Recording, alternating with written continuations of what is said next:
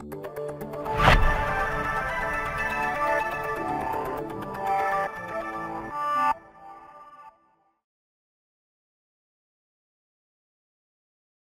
penting dalam financial planning yang kita perlu pahami di sini adalah yang pertama, kelola pengeluaran. Nah, ini penting, ini basicnya, satu aspek yang sangat penting yang kita harus kelola. Yang kedua adalah kelola hutang. Apa sih kelola hutang ya? Kita bahas nanti. Yang ketiga, kelola resiko. Dan yang keempat adalah kelola aset investasi. Ya, kita akan bahas satu-satu ini semua saat ini ya. Oke, kita mulai dengan kelola pengeluaran atau bagaimana caranya bisa dapetin tabungan gitu. Kalau orang nabung pasti mikirnya gini, tabungan sama dengan penghasilan dikurang biaya hidup. Saya dapat pemasukan dari kantor, saya potong-potong biaya hidup, nanti kalau ada sisa baru saya tabung. Ya. Kalau Anda masih menggunakan cara yang pertama ini, saya yakin Anda tidak akan punya tabungan. Karena apa? Biasanya potongnya kebablasan. Sehingga apa? Potong terus, akhirnya nggak ada yang tersisa. Ya, bahkan akhirnya nanti malah utang. Nah, yang bisa kita praktekkan adalah diatur strategi. Strateginya apa? Yaitu tabungan sama dengan penghasilan dikurang dulu dengan tabungan, ya, baru nanti dipotong biaya hidup. Jadi savingnya itu sebelum biaya hidup. Anda punya penghasilan contoh 10 juta, contoh. Langsung otomatis ditabung dulu 1 juta. Nah, sisanya 9 juta baru deh tuh habisin.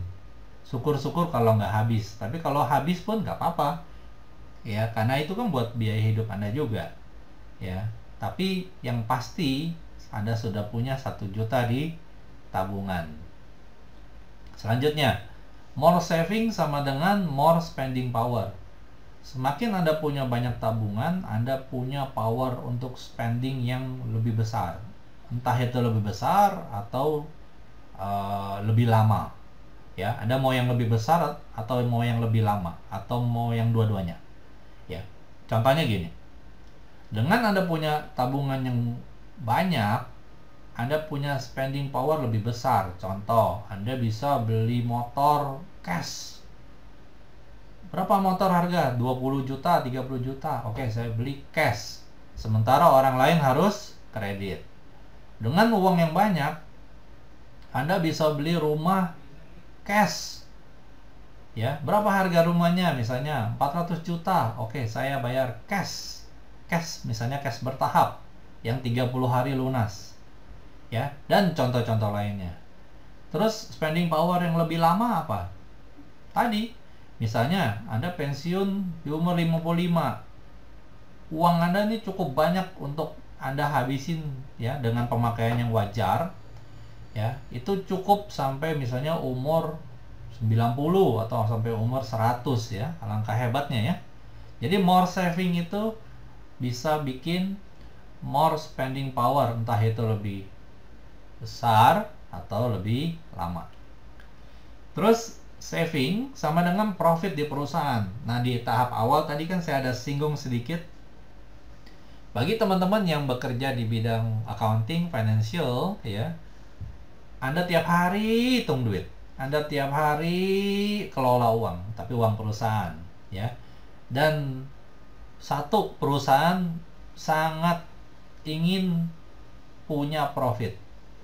Dan profit itu yang selalu dijaga. Makanya perusahaan selalu naikin omset dan turunin pengeluaran atau liability. Tapi anehnya terkadang kita yang di rumah nih, setelah kita untuk urusan keuangan pribadi atau keuangan personal ya, kita tidak pernah lihat saving itu seperti profit di perusahaan. Walaupun kita ini bekerja di bidang keuangan. Ya. Kita punya penghasilan, ya udah dipakai, kalau ada sisa ya bagus itu saving. Jadi tidak pernah diperhatikan sebagai profit, ya. Jadi kalau Anda melihat hari ini bahwa saving itu seperti profit di perusahaan, maka pasti Anda akan sangat serius untuk mengelola keuangan Anda. Benar nggak? Setuju ya teman-teman ya? Oke, selanjutnya adalah saving sama dengan atau lebih besar dari inflasi. Ya dong, pasti. Karena kalau kita menabung dan menabung ditaruh atau diletakkan, disimpan di tempat yang imbal baliknya di bawah inflasi, maka uang kita secara otomatis akan tergerus. Contoh, kita menabung dengan bagi hasil atau bunga misalnya ya, hanya 2% setahun.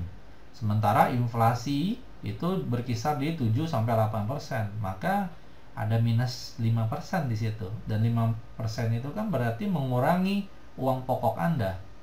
Ya. Jadi saving boleh saving, tapi pastikan juga hasil dari saving itu harus di atas inflasi. Nah, selanjutnya adalah the secret to times pay. Ini adalah keajaiban dunia nomor berapa ya? Sekarang ada 6 atau 7 ya? Ya, anggaplah ini yang ke-7 atau yang ke-8 gitu ya. Secret to times pay artinya apa? Kalau Anda punya tabungan semakin banyak, dalam berjalannya waktu, Anda tuh bisa dibayar 2 kali. Apa dibayar 2 kali maksudnya? Contoh ya, Anda punya rutinitas menabung misalnya 10 juta setiap bulan di suatu bank. Ya, ini contoh, kita pakai bank aja ya. Bank yang memberikan bunga contoh ya. 10 juta sebulan dengan 1 tahun berarti kan 120 ya. Anggap deh 100 biar hitungnya gampang ya. 100. Kalau misalnya bunganya 5% aja ya. 5% berarti kan Anda dapat bunga 100 dikali 5% ya. Berarti 100 juta, 5 juta ya. Oke, 5 juta. Nah, ini 1 tahun kan. Kalau Anda jalankan terus itu tabungan, contoh sampai 10 tahun, berarti Anda punya uang sudah 100 juta kali 10 kan, 1 miliar. Nah, kalau 1 miliar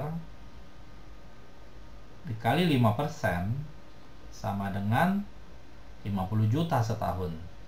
Nah, itu sudah setengah dari uang yang Anda tabungkan setahun kan. Setahun Anda tabung 100, bank kasih Anda bunga 50 juta. Jadi kalau 20 tahun Anda menabung, berarti sudah ada uang 2 miliar. 2 miliar kasih bunga 5% itu sama dengan 100 juta. Jadi Anda menabung 100 juta setahun dari penghasilan Anda, dan Anda dapat bunga 100 juta dari aset Anda, dari deposito Anda. Enak kan? Nah, itu yang disebut dengan the secret to times pay. Oke? Nah, ini saya ada contoh. Kita akan lihat bagaimana aplikasi perencanaan keuangan dalam kehidupan sehari-hari. Ini contoh profil klien. Misalnya ada seorang pria berusia 35 tahun. Misalnya punya 1 istri dan 1 anak usia 1 tahun. Profesinya dokter atau misalnya pemilik klinik gitu ya. Ya, mungkin dia lulus dari dokter umur 25, udah kerja 10 tahun dan sekarang sudah punya klinik sendiri. Income-nya 50 juta per bulan dengan pengeluaran 70% dari income. Aset apa yang dia sudah punya? Uang cash ready 300 juta, 1 rumah seharga 2 miliar, 1 mobil seharga 500 juta, dan 1 bisnis yang seharga 1 miliar atau senilai 1 miliar. Tapi juga ada beban, ada hutang, yaitu KPR 750 juta, KPM karena kredit mobil masih ada sisa 150 juta. Dan dokter ini pun punya proteksi life cover, asuransi jiwa 500 juta, asuransi sakit kritis 500 juta, dan kesehatan dapat dari kantor atau dari kliniknya atau dari instansi di mana dia mengabdi gitu ya. Oke. Sekarang kita lihat dari sisi pengeluaran, tentunya ada total pendapatan dan total pengeluaran. Kalau kita lihat di sini ya, Pak dokter ini berarti memiliki surplus sebesar 190 juta per tahun, yang uangnya berarti akan menambah tabungannya yang nantinya ke depan akan bisa diinvestasikan. Oke. Tapi kalau dari laporan yang sudah dibuat ya, teman-teman, ini laporan ini datangnya dari mana? Laporan ini di generated by drfin.com, artinya saya sudah membuat laporan ini ya, sampel laporan ini dari aplikasi online financial planning di drfin.com. Bagi Anda yang belum coba ya, Anda harus coba dulu ya. Ini saya kasih tahu gambarannya apa-apa saja yang bisa kita temui dari full report yang disediakan oleh drfin.com. Ya, kalau kita kembali lagi ke dokter. Jadi kalau melihat ini rasio tabungan hari tua dokter itu nggak ada. Ya, belum ada tabungan yang benar-benar disisihkan untuk hari tua, yang mana tidak diganggu gugat untuk urusan biaya hidup dan yang lain-lainnya gitu. Oke.